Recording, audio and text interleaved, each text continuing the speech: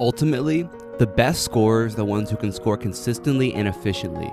So despite all the crossover, step back highlights that you guys see on Instagram and on YouTube every day, the majority of scoring is not these flashy plays. If you really want to become a great scorer, then you have to master these simple situations, which are the situations that you're going to find yourself in the majority of times in games. And in these situations, you need to get good at making what's called 0.5 decisions. All that means is decisions that you make in half a second. The best time to take advantage of the defense and the best time to make those decisions is right when you catch the basketball, because that defender is not going to be in great position yet. So if you can get good at making those quick decisions, you're going to be able to create many more scoring opportunities for yourself. Let's break it down.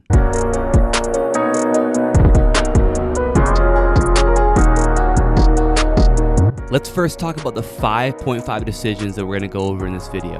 The first one is to shoot the basketball, the second one is to pass, the third is to drive, the fourth is a shot fake, and the fifth is a jab. All 5 of these 0.5 decisions will help you to exploit the defense being out of position and take advantage of the time that you have as the offensive player. This might seem simple, but it's really how the game of basketball is played, and players who are great at making the right decision and executing that 0.5 decision are very, very valuable players to have on a team. Let's look at an example of the power of making 0.5 decisions. This starts with a pass from Jimmy Butler, which Tyler Hero catches on the move and drives downhill, making our first 0.5 decision. Then he kicks the ball out to Myers Leonard in the corner, who immediately swings the ball to Duncan Robinson, making our second 0.5 decision.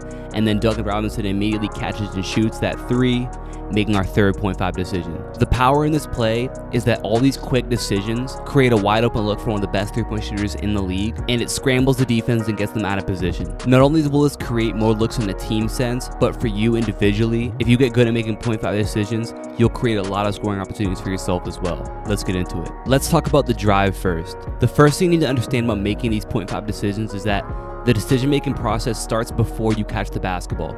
You need to have a survey of where your defender is, where the help defense is, so you can know whether or not you're going to want to catch and drive right away or catch and shoot the basketball. Usually you'll make the 0.5 decision to drive if you see that your defender is slower than you, or if you see that he's wildly out of control on his closeout and you know you'll be able to beat him.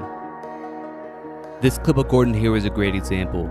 It starts with that pass into the corner where he's immediately going to catch it and attack that closing out defender, and he's able to get to the rim and finish easily. But this is all made possible by the work that he does before the ball even gets there. He knows that he's going to have the angle and he's going to have the momentum of the defender against them, so he can attack this closeout. And to make sure he's prepared to do that, he gets his feet in what's called a split catch position. Some people also refer to it as stampeding the catch, which basically just means he gets his feet in a position where he can explode forward as soon as that ball touches his hands. Many of you in the perimeter scorer system will recognize this split catch that we work on, but this requires Gordon Hayward to have an awareness for his situation before he even catches the ball. And obviously, this doesn't always result in you getting to the basket to score. As we looked at in the Tyler Hero clip earlier, we saw that he made a pass out of that. But if we look at Gordon Hayward again right here, we can see that it can a lot of times get that defender to put their hands down and give you a good opportunity to create separation in the mid-range and hit a shot. I have a video that breaks down this principle of how to create your own shot in detail, so make sure you guys check out the video linked above after this video is over. In order to create a situation where the defender feels they have to close up quickly on us, which will create that ability to stampede that catch or go into a split catch and drive, you first have to make sure they respect your ability to shoot the basketball. The first of the 0.5 decisions you should always look to make is to shoot the ball. If you're open, you have to be able to shoot the basketball, because all these other decisions will become much easier for you to get to if the defense knows you're a threat to hit shots. This is why I will always refer to shooting as the most important skill in basketball, because all these 0.5 decisions become easier to get to when you prove that you can hit these shots. The moral of the story is, if you aren't a shooter yet, become one. And the next 0.5 decision is the shot fake. Now, when used correctly, the shot fake is one of the most powerful tools in basketball. It allows you to take a defender who's in decent position in front of you and completely get them out of the play. It might be because they completely bite and they jump for the shot, or it could even just be that they raise up or slow down a little bit, which will give you an opportunity to drive by them. But regardless, you have to make sure that you have a shot fake in your arsenal that you can go to, because it's going to allow you to create so many more opportunities to score for yourself. One of the biggest mistakes that players make with the shot fake is that they rush it. You want to be patient and take your time with the shot fake and really sell that you're actually shooting the basketball, which Gordon Hayward does a great job of in this clip right here, causing that defender to completely raise up and allows him a lane to drive to the basket and finish.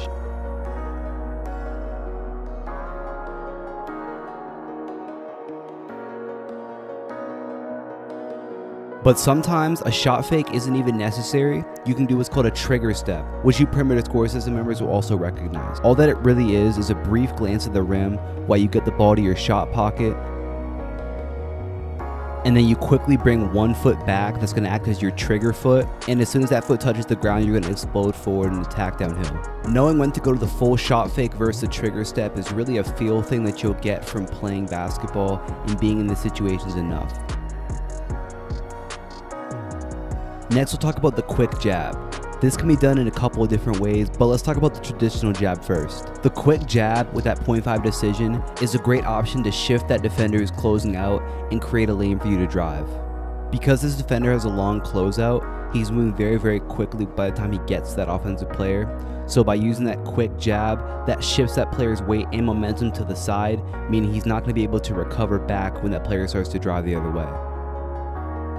The other jab option is a body jab, which you'll see Gordon Hayward do right here, where he's going to catch the ball and allow the momentum of the ball to simulate as if he was driving towards the outside, which is going to shift that defender and create that inside lane for him to drive.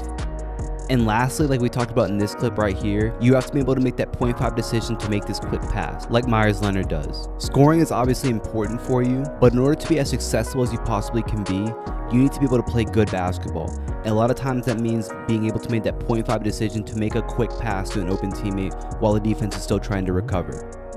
Understanding the importance of 0.5 decisions really helps simplify the game and give you some concrete things to look for every time you're on offense. And these are definitely things you can work on by yourself, as you see me here, just going self-toss on my lifts and drifts, going into a jab or a shot fake or a trigger step. These are definitely good things to work on.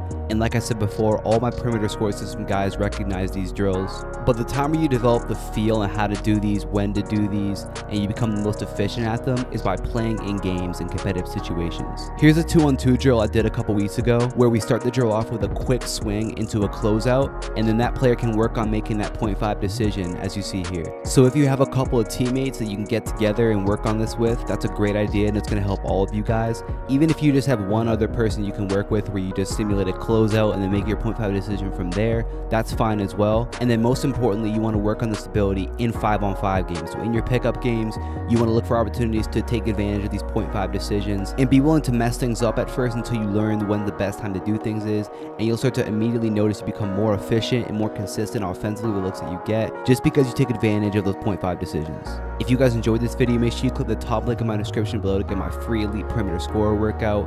Make sure you guys also drop a like and subscribe if you're new, and drop a comment down below and let me know what you think. Talk to you guys soon. Peace.